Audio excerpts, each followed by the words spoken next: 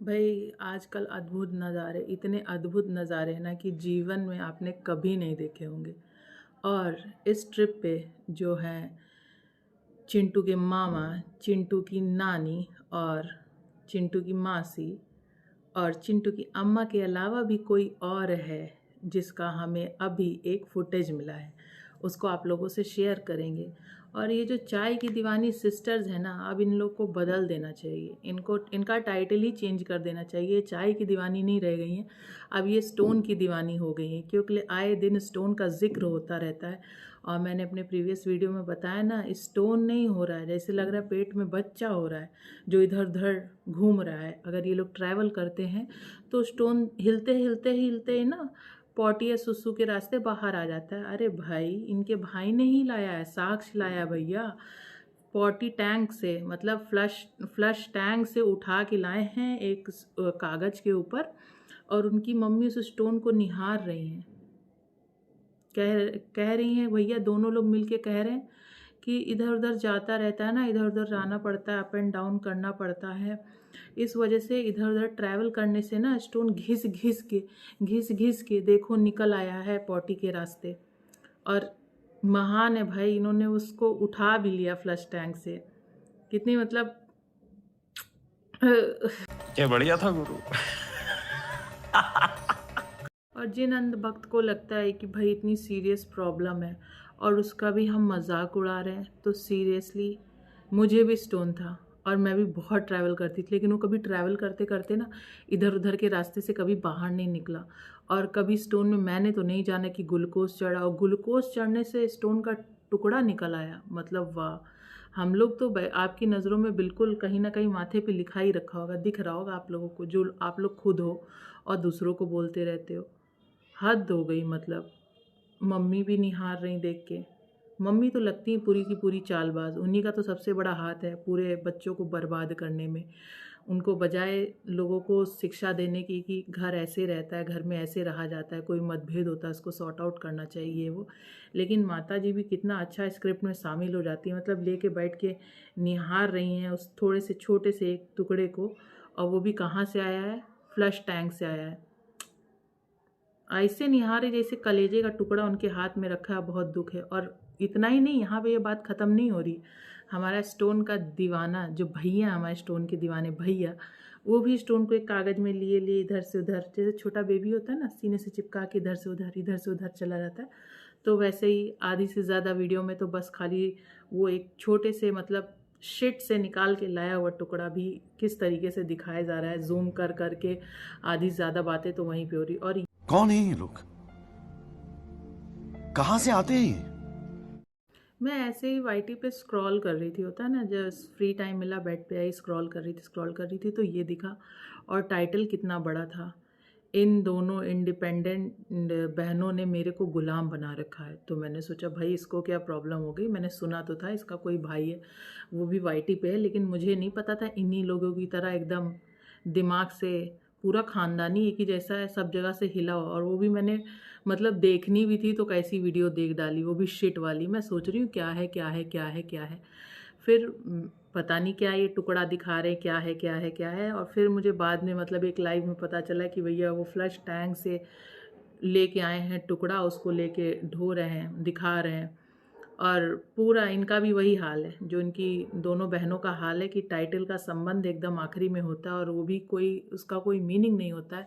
जैसे कि अभी मेलो ड्रामा चल रहा है दोनों लोगों में, दोनों बहनों ने कर लिए तगड़ी वाली लड़ाई होटल में, और तो फिर इनको यहाँ से ट्रैवल करना पड़ रहा है। कल वो कह रही थी कोई दुख दर्द नहीं समझता, किसी के लिए कितना भी कर लो, मैंने अपने बारे में नहीं सोचा।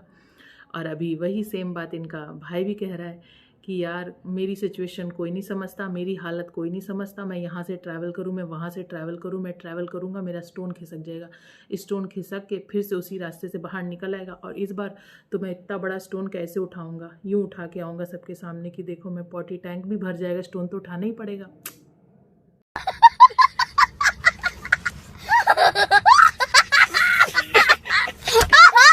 मुझे ना बहुत बड़ा शौक़ है उड़ता तीर सीधे अपने सीने पे ले लेने का।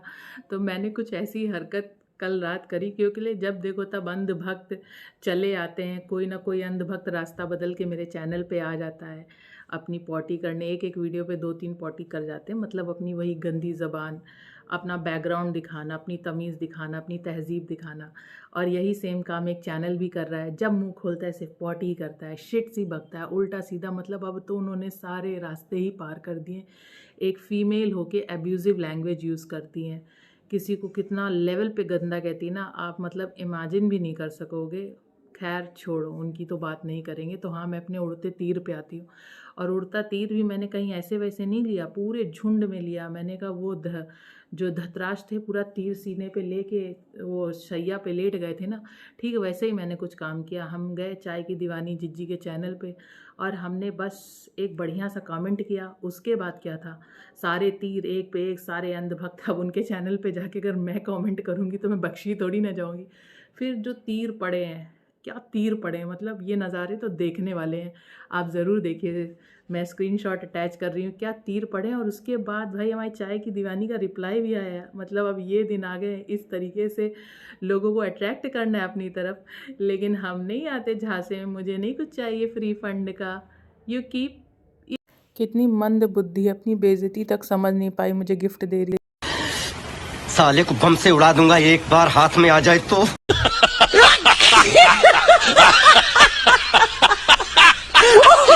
तो भाई जितनी भी वीडियोस है ना, उसके दो पहलू हैं, समझने वाले समझ जाएंगे और ढूंढने वाले ढूंढ लेंगे, और नुक्स निकालने वाले नुक्स निकाल लेंगे, और अंधभक्त दौड़ा के हमें काटने को आएंगे।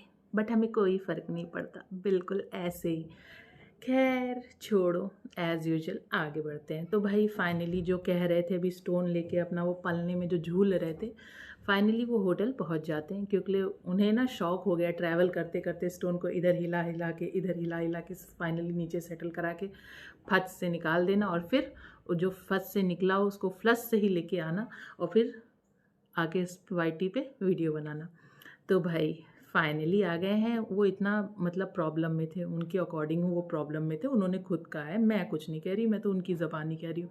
इतनी दुख तकलीफ़ होती है, और ये इंडिपेंडेंट सिस्टर ने अपनी लड़ाई झगड़ों में मुझे गुलाम बना रखा है। कितने दुख की बात है, ये उनके कहने, भाई मैं थोड़ी ना कह रही।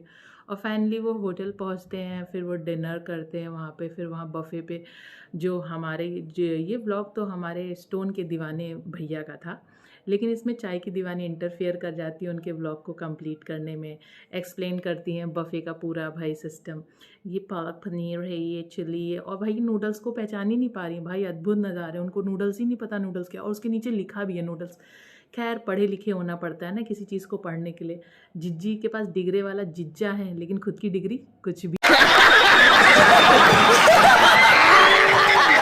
आपको तो पता ही है कि यहाँ पे स्टोन का दीवाना क्यों आया है भाई। स्क्रिप्ट के अकॉर्डिंग दोनों बहनों में हो गई घमासान लड़ाई, वो उसको कोस रही, वो उसको कोस रही है। और यहाँ पे घमासान लड़ाई क्यों हुई है वो बता दे। बड़की अब हो चुकी है परेशान, भाई इतने साल से तो हमने तुम्हें ढो लिया, मुझे जितना तुम्हें इस्तेमाल करना था मैंने इस्तेमाल कर लिया, अब तुम मेरे लायक बची नहीं, और मैं दूर से भी तुम्हें ऐसे ही इस्तेमाल कर लूँगी, उसके लिए मुझे तुम्हें ढोने की ज़रूरत नहीं। तो बड़की नहीं चाहती कि अब इनको लेके जाना, और छोटी की चाहती है कि नहीं हमको लेके चलो, हमको घर नहीं जाना।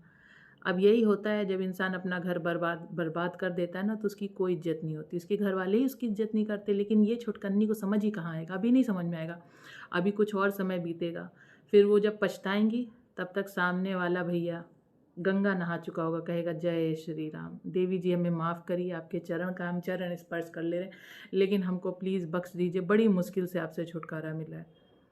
हाँ, तो ये था कि भैया यहाँ पे बहुत वो परेशान है, दुख में है, और फिर भी आए स्टोन को हिलाते हिलाते पूरा ऑल द वे अपने घर से यहाँ पे आए हैं, शिमला आए हैं इन लोग का मामला सुलटाने। और आते ही भैया एकदम सुपरमैन, मैं तो सुपरमैन, सलमान का फ़ैन।